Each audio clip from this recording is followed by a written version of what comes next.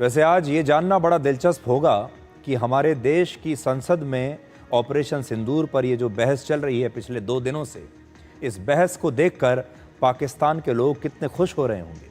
पाकिस्तान के लोग आज कैसे तालियां बजा रहे होंगे और पाकिस्तान के नेताओं को, पाकिस्तान की सेना को और पाकिस्तान की सरकार को आज कितनी ठंडक मिल रही होगी, उन्हें कितना सुकून उन्हें मिलता होगा जब वो भारत में चल रही इस बहस को देखते होंगे। जरा अंदाजा लगाइए आज पाकिस्तान की सेना कितनी खुश होगी।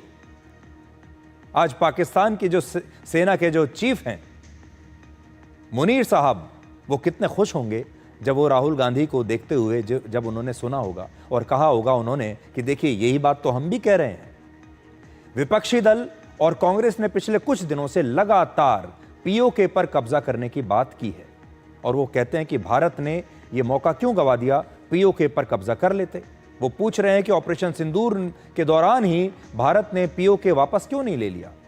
ये सवाल करने वालों से आज प्रधानमंत्री मोदी ने उल्टा एक सवाल पूछा और उनका सवाल यह है कि किसकी सरकार ने पीओके पर पाकिस्तान को कब्जा करने का मौका दिया था।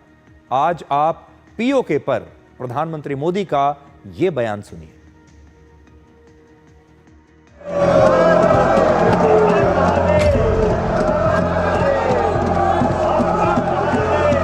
इस सदन में भारत का पक्ष रखने के लिए खड़ा हुआ कांग्रेस ने हमेशा नेशनल सिक्योरिटी पर समझौता किया। आज जो लोग पूछ रहे हैं पीओके को वापस क्यों नहीं लिया,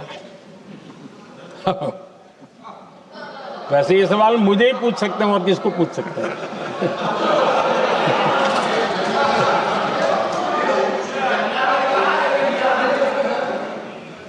लेकिन इसके पहले जवाब देना होगा पूछने वालों को। किसकी सरकार ने पीओके पर पाकिस्तान को कब्जा करने का अवसर दिया? जवाब साफ है, जवाब साफ है। जब भी मैं नेहरू जी की चर्चा करता हूं तो कांग्रेस और उसका पूरा इकोसिस्टम बिलबिला जाता है, पता नहीं क्या है। आदरणीय अध्यक्ष जी, हम एक शेर सुना करते थे, मुझे ज्यादा इसका ज्ञान तो नहीं है लेकिन सुनते थे। लम्हों ने खता की और सदियों ने सजा पाई। आजादी के बाद से ही जो फैसले लिए गए उनकी सजा आज तक देश भुगत रहा है।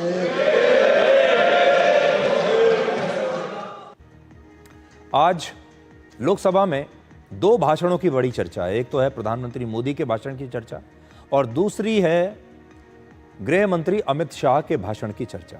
और ऐसा लग रहा था आज जैसे प्रधानमंत्री मोदी और अमित शाह की जो जोड़ी है ये मिलकर आज ऑपरेशन सिंदूर पर विपक्षी नेताओं का जवाब दे रही है।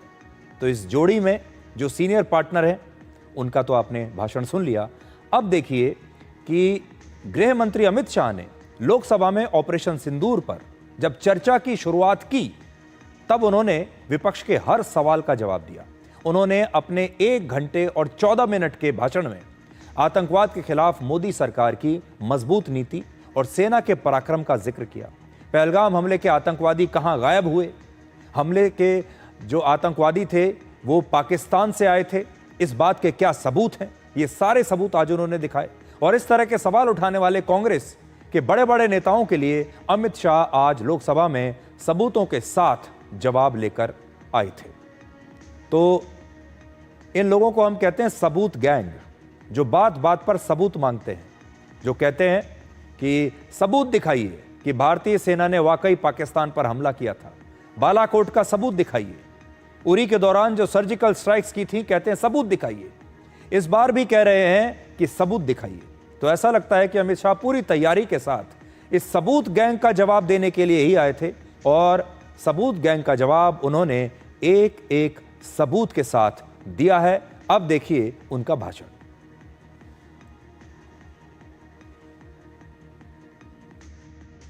11 के बीच में 27 ऑपरेशन महादेव में सुलेमान उर्फे फैजल जट, अफगान और जिब्रान 3 आतंकवादी सेना, सीआरपीएफ और जम्मू कश्मीर पुलिस के संयुक्त अभियान में ऑपरेशन महादेव में मारे गए। मैं सदन को और सदन के माध्यम से पूरे देश को बताना चाहता हूं, जिन्होंने बैसरन घाटी में हमारे प्रवासियों को, नागरिकों को मारा था, ये तीनों आतंकवादी ये थे और तीनों मारे गए।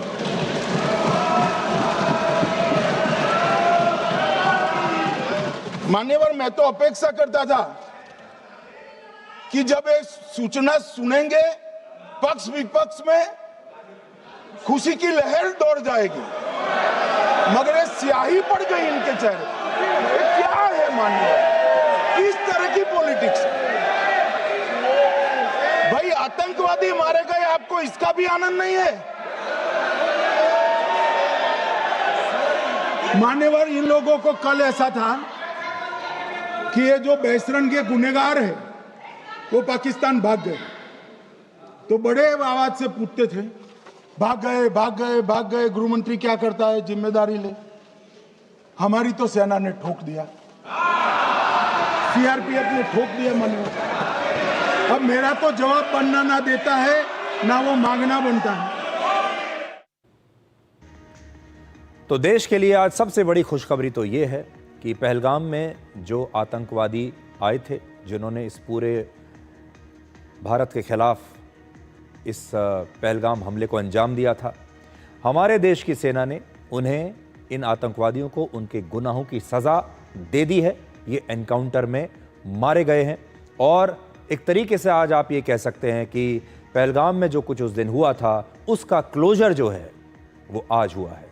आज पहलगाम में जिन लोगों ने, जिनके परिवार के लोगों ने अपनी जान गंवाई थी, उन परिवारों को आज कुछ हद तक तसल्ली मिली होगी, क्योंकि अब वो आतंकवादी अपने सही अंजाम तक पहुंचे हैं। और इन आतंकवादियों के खिलाफ जो ऑपरेशन चलाया गया था उसका नाम था ऑपरेशन महादेव। अब आपको बताते हैं इस ऑपरेशन महादेव की पूरी इनसाइड स्टोरी। पहलगाम हमले के बाद यानी 23 अप्रैल को भारत की सेना, सीआरपीएफ और जम्मू कश्मीर पुलिस सहित दूसरी एजेंसियों के साथ मीटिंग करके यह तय हुआ था कि हमला करने वाले आतंकवादी किसी भी सूरत में पाकिस्तान वापस भागने ना पाए, क्योंकि बड़ी चुनौती यह थी कि अगर ये आतंकवादी हमला करके वापस पाकिस्तान भाग गए तो इन्हें पकड़ना बहुत मुश्किल हो जाएगा। इसके बाद 22 मई को खुफिया एजेंसियों को दाची गांव में आतंकवादियों के होने की जानकारी मिली और इसके बाद लगातार इन आतंकवादियों की तलाश चलती रही। फिर 22 जुलाई को जो इंटेलिजेंस मिली उससे इन आतंकवादियों को ट्रैक किया गया और श्रीनगर के पास दाचीगाम नेशनल पार्क के जंगलों में इन आतंकवादियों का पता चल गया।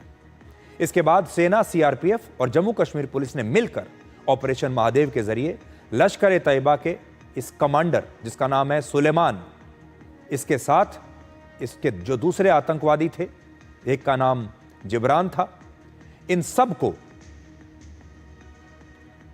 उनके गुनाहों की सजा दे दी।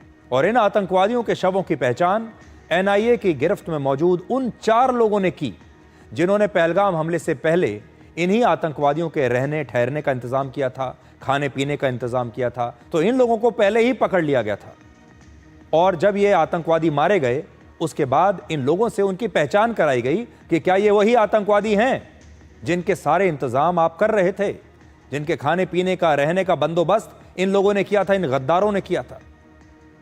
और मारे गए इन तीनों आतंकवादियों के पास अमेरिका में बनी एक राइफल, 2 AK-47 राइफल मिली हैं और कल रात ही इन राइफल्स की जांच फोरेंसिक साइंस लेबोरेटरी में करवाई गई और उसके बाद यह पता चला कि इन्हीं राइफलों से पहलगाम में हमला किया गया था।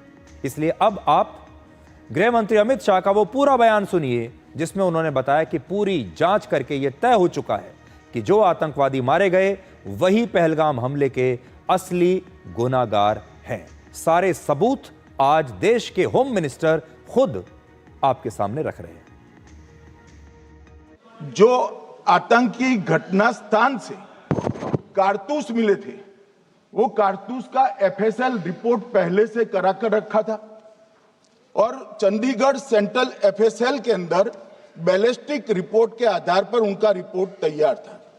जब ये कल आतंकवादी मारे गए, इनकी 3 राइफलें पकड़ी गई। एक M9 अमेरिकन राइफल थी और 2 AK-47 राइफल थी। जो कारतूस मिले थे वो भी M9 और AK-47 के भी थे, मगर हमने इससे भी संतोष नहीं माना। ये राइफलों को एक विशिष्ट विमान के द्वारा कल रात को 12 बजे चंडीगढ़ पहुंचा गया और पूरी रात फायरिंग कर इसके भी खाली खोखे जनरेट किए गए। 2 खोखों का मिलान किया गया, राइफल की नाली और निकले हुए खोखों का भी मिलान हो गया। तब ये तय हो गया कि इन्हीं 3 राइफलों से हमारे निर्दोष नागरिक मारे गए।